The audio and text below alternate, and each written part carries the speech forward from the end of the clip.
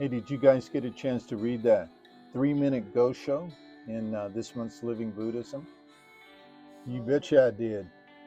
It was talking about how our beliefs shape our lives. Right. The Go show is actually called On Establishing the Correct Teaching for the Peace of the Land. And Nichiren Daishonin, he wrote that back in 1260. And of course, the correct teaching being the Lotus Sutra. I'm curious, what do you guys think the main message of the Lotus Sutra is? Well, I would surely say that it's telling us to respect ourselves and respect everyone. I agree. And I'd also add that it encourages us to share that idea with other people. Yes, indeed. Well, basically the Lotus Sutra says we all have the world of Buddhahood in our lives. And like you say, Sean, it is encouraging us to share that fact or that message with everyone we can. And then I would also add that it encourages, through the teaching of dependent origination, it teaches us to live in harmony with nature. Can you imagine if everyone believed in us? Well, I'll tell you for sure, if we did, everybody'd have a roof over their head and plenty to eat. That's for dang sure.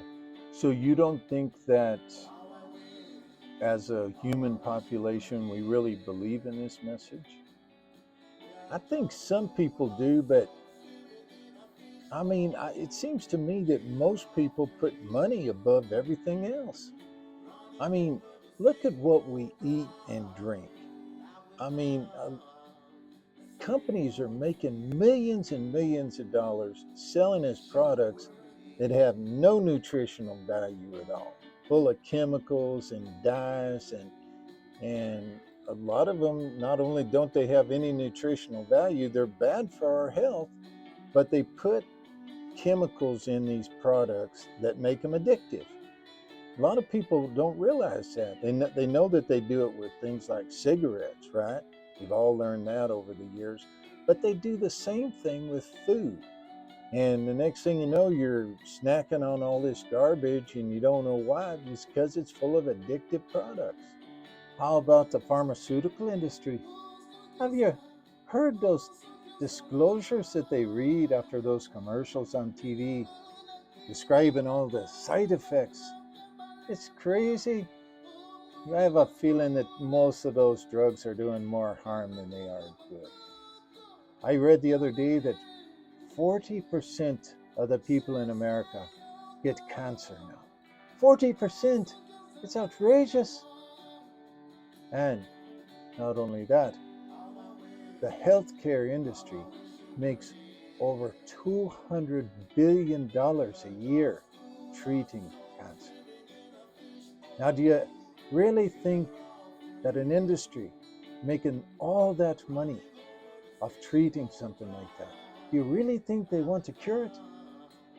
I don't think so. How about the Department of Defense? It's now called the Department of War. Well, at least they're calling it like it is. I read that our country, us taxpayers, spent $916 billion last year on the Department of War. Now, do you think these companies that are making all this money, do you think they really want peace? Wow, I see what you guys are saying. It really does seem that we put money before human life. It's not just human beings that are suffering. I read the other day that the animal life, the wildlife on our planet has decreased by 73% over the last 50 years. Some of them say it's even higher than that. Wow, that's crazy. So, do you guys think that all this is based on our belief systems? To me, it seems like putting money above everything else is the root cause of it.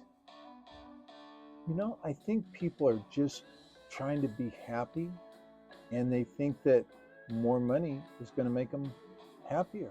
But does it really make you happier? I think maybe for a little while it does, but I think people just get bored. When you're struggling to pay your rent or pay your bills each month, you dream of having money and you think, boy, that sure enough make me happy.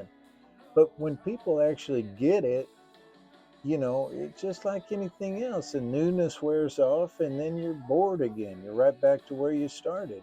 And I think that people get in these cycles where they think, well, maybe just another $1 million and I'll be happier, and just another $1 billion or whatever it is, but they're never satisfied.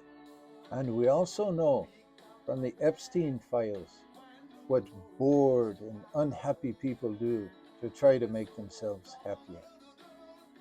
Nichiren Daishonin wrote this Gosho on establishing the correct teaching for the peace of the land, like you say, Sean, back in the 13th century. But it seems so relevant for our world today.